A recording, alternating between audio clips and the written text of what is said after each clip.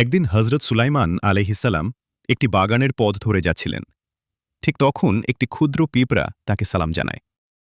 সুলাইমান আলাইহিসসালাম সালামের উত্তর দিলেন এবং জিজ্ঞেস করলেন, হে পিঁপড়া, তুমি সারাক্ষণ মাটির ওপর এভাবে কেন ছোটাছুটি করো?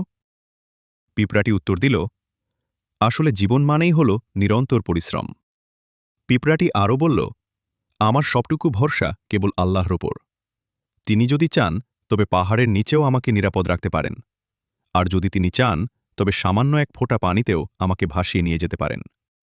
এরপর তিনি পুনরায় প্রশ্ন করলেন, তোমার আয়ু তো খুবই অল্প, তাহলে এত কষ্ট কেন করো?